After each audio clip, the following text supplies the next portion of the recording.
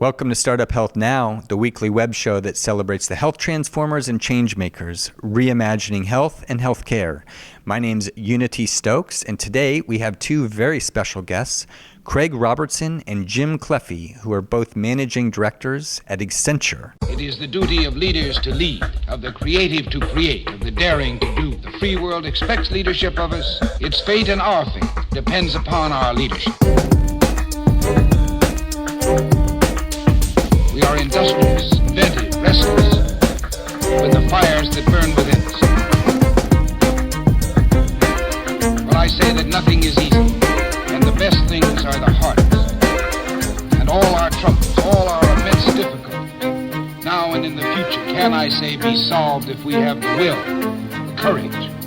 The future is to those who take it. I thought we'd dig in, first quickly introduce both yourselves, a little bit about your background, and then I'd love to learn about really the landscape of what you're seeing today. You both have such interesting interactions with some of the largest health companies in the world today. You're seeing very interesting things. Love to share with the viewers what you're seeing today. Things are moving so quickly. Start with you, Craig. Yeah, so just in terms of introductions, I'm Craig Robertson, Managing Director in Life Sciences, been in the industry for 20 years, focused on bringing innovative capabilities and new ideas to our clients in the marketing, sales, and patient services area. It's an exciting time to be in the industry. I think first time there's a real convergence around driving towards patient outcomes across pharmaceutical companies, insurers, patient advocacy groups, integrated delivery networks and institutions. And so for us, since we've got the opportunity to work across each one of those industry sectors, it's a really exciting time. Jim? And thanks for having us, Uni. This is great. I'm Jim Cleffi. I'm Managing Director out of Philadelphia.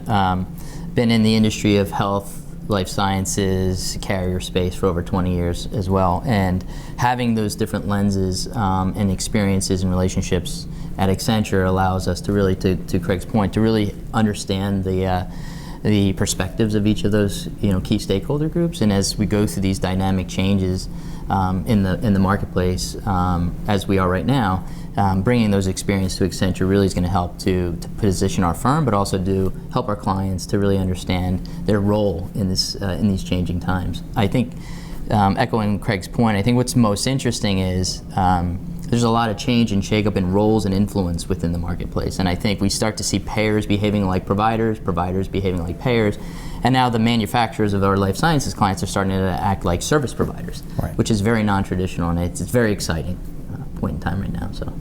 So what are, if you were to write a headline, what's the biggest change that you're seeing today? Obviously, I think a lot, even in the last 2-3 years, has changed. What are you seeing today, specifically from the life sciences and pharma side of things?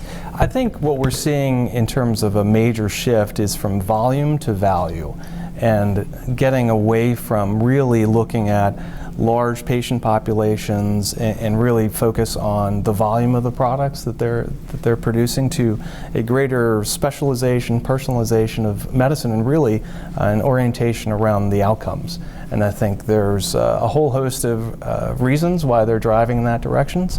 But at the end of the day, the biggest shift that we see is in our discussions around how will this therapeutic and the set of services achieve the outcome by which will be measured in the industry for helping to achieve, and to Jim's earlier point, get compensated for. And that brings a whole host of needs in terms of new services, new capabilities, new approaches, new business models for our clients, many of whom have not operated traditionally in that space. And it's a good time for innovation right now. And are you guys seeing this change happen from the top down? Is it throughout these organizations? Is it some organizations or all of them? A sense of how broad this is and where it's coming from. It's definitely a little bit of a mixed bag, but what is most interesting at this point is it's extremely transparent that markets are changing, regardless if our clients are moving in that direction or not. And I think from the top down, we see some folks that are out ahead of the curve, really transforming their business models, and to Craig's point, really starting to move and have different deal constructs and product constructs and contracting constructs to try to test, learn, and evolve into the new model. We've seen some clients that are a wait and see. We're going to test this out when the market moves. But two facts that we kind of really understand is digital technology is disrupting and fundamentally transforming the marketplace, so you can't avoid that. And then the second thing that's really fundamentally changing is the role of the patient. You can talk patient centricity, but when you start putting the burden of the cost to the patient, when you put using technology to diagnose and to manage their own disease, you're starting to put burden on them with regard to their health IQ. Really giving them options and choices, which they've never really had before per se. And now our industries are really starting to have to pivot to understand, how do you go from being very brand-centric to very patient-centric? And that's something you can't avoid as well. So it's I think people recognize it's their pace of change really that we're seeing. That's the variable across our clients. I think to build on what Jim was saying, from a top-down perspective, we see as part of a survey we do every year in the patient services space, 85% of companies that we'd surveyed, large life science manufacturers, indicated that they intend to increase their spending on patient service related activities. And that's a leading indicator to us that they see the opportunity similar to the way that we see it, which is as you pivot to the outcomes and pivot to the value you're creating, you've got to have services in addition to your product. And how they've gone about that has been interesting. It's been partnerships, collaboration, and as well as organizationally standing up new organizations within their businesses to focus on patient services, to focus at the intersection of digital and technology. And that really creates an opportunity for the startup community and for integrators and innovators like us. I want to dig into that a little because one of the big themes that I know Accenture's working on is open innovation and this concept of open innovation. It's also a trend that we're seeing at Startup Health we've got 163 startups in our family now, and they're starting to see some of these large companies around the world look externally for innovation, start to both innovate from within, but also be open to innovation going on around them. What are you guys seeing, and what's your thought on this concept of open innovation that's coming into these organizations? Yeah, we definitely agree that we see external innovation as a big driver for change within the industry, and the company's willingness and interest to do that is the highest that we've seen. I think to that end, we certainly have the HealthTech Challenge that Accenture is partnering with Startup Health to do, and we see an interesting role for Accenture in that because we can help kind of create the access to some of these large life sciences companies, as well as help these organizations think about how to scale their capabilities. Because oftentimes our clients do, through business development and licensing organizations, find very interesting complementary services, technologies to what they're trying to do. The challenge really becomes, how do you scale that? How do you integrate that with what you're already doing? And for us, we see that as an excellent opportunity for us to collaborate as the bridge between our existing large life sciences clients and the startup community, for sure. Jim?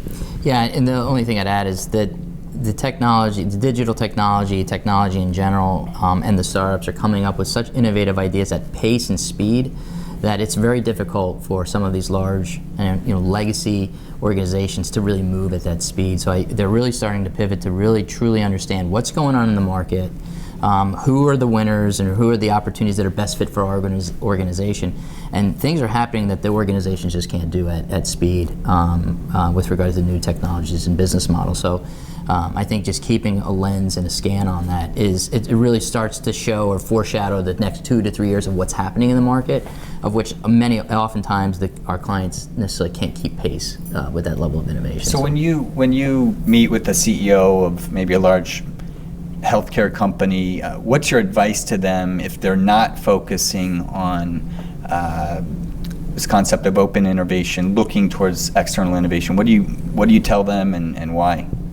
Yeah, I'll start, and maybe Jim can add here as well. I think the first thing is look at open innovation with a very kind of deliberate purpose, and be thoughtful about how you can open up your own mindset to complementary sets of services and technologies that you may not be considering today, and ensure that you've got an ongoing process for doing that. It's not a one and done set of activities. You really have to maintain relationships with the startup communities, understand where they're making investments, and see the proliferation of companies and investments that are happening, and use that as input to how you think about the areas that you want to focus on, and create that dialogue that oftentimes doesn't exist today, and do that not in a one-off, one brand director talking to one startup, out in Silicon Valley, but an actual institutional process and ongoing evaluation and partnership with companies that are bringing the next generation of innovation to the market. Yeah, the one add I'd have to that is one is to think a little bit more openly about the way you're thinking of open innovation. I think it's been historically a little bit more narrow, and what we'll do is bring very salient case examples where we do our own scanning within our organization, and we bring innovative ideas and say, if you embedded this in your organization, you can pivot and expand your portfolio across a therapeutic area. You can advance your modern technology and digital capabilities in ways you've never thought about, and we actually bring it to life for them where it opens their eyes, and we can build some value behind that as well. The other area is that really just trying to get them to think much more open about it, because a lot of these new companies are the disruptors, and you start to wait and take a wait and see approach, and one bad R&D opportunity, one new competitor entrant to the marketplace, and your back's against the wall. And I think some of these digital therapeutics didn't exist 3 years ago, and now it's a whole different category. And bringing digital therapeutics to the marketplace, if you're not paying attention, it's just going to be a miss. And Jim, you have an interesting background as being an entrepreneur at one point, and being embedded now in some of these some of the largest companies in the world focusing on healthcare. Are you optimistic that things are changing today from these companies that are really changing or have the power to really impact millions or billions of people around the world? Yeah, probably more, and I've been at this now since probably 2000. Many people have given a shot at the startup industry from that point, but from those days. But more recently, I'm more confident because you're starting to see true impact of some of these companies, whether it's out of San Francisco, New York City. When you're affecting 500,000 people every single day in their lives, and you're running off of digital therapeutics or new technologies or health coaches, you're making a difference, and now you're on the radar. Whereas in the past, you had really good concepts, you may have been undercapitalized, maybe you didn't have the scale, but today technology is breaking down some of those barriers, and suddenly a small shop of 40 people are making a huge impact in people's lives, and it becomes very known. And that's when larger companies start to understand, wow, these folks really have something here. They're making economic impact, they're making health impact, and it's a space that they need to be in. And I think the proof in those outcomes is really, really rising, and it's showing it's no longer a concept, it's a true viable business model. The challenge is, can we get it to scale from helping 500,000 members to 10 million members? And I think that's the position that we're seeing right now, is how do you get the goodness that exists in that to a population or a subset of population that's much larger at scale.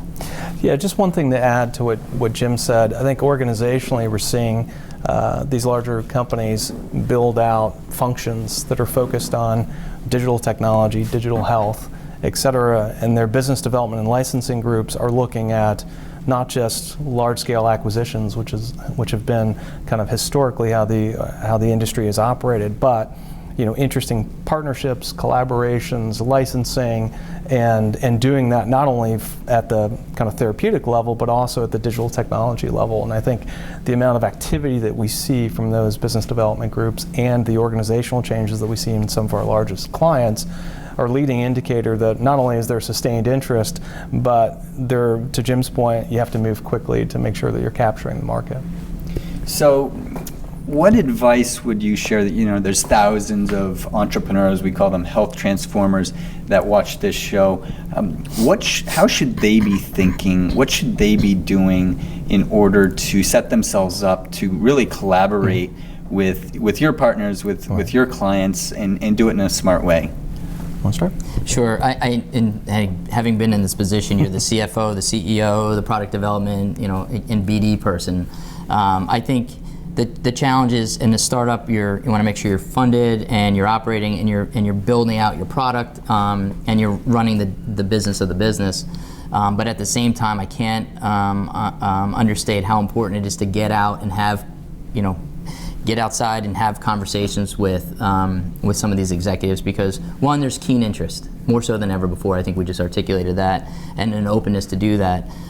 Two, a lot of these companies have funds that they may not have had in the past, which can actually seed you. And then two, you can create new business models. You can do some beta testing, et cetera, that really get you from like 0 to 60 extremely, extremely fast. But my only advice would be is, I know that you've got a foot in running the business, but you got to get out and have conversations with these folks, and because they're open and ready to have these discussions. And sometimes it takes a little courage. Sometimes it takes relationships and access. And sometimes it just takes a little bit of guts to get out there and do it. But the other hands out there reached out ready to do it with you. So yeah, the other piece of advice I'd have is be deliberate and specific in the outcomes that you're going to drive as part of your innovation and your entrepreneurial endeavor, and ensure that that's lined up with at least one of the many players in the industry group, as benefit to physicians, benefit to patients. And what we're seeing is really the things that are taking off and having scale operate at the seams between the different customers in the health industry. And ensuring that as you have those discussions and get access to the various players in the industry, that you're thinking about, here's the deliberate outcome I have and how it lines up with what you're trying to achieve. And that will require a broader mindset about the industry, not just the specific tasks that you're trying to capture the market in. So you both mentioned a magic word, access. Yes. And one of the big challenges that startups often have is getting through the right door, getting access. And one of the things we're most excited about is our collaboration with Accenture's HealthTech Innovation Challenge.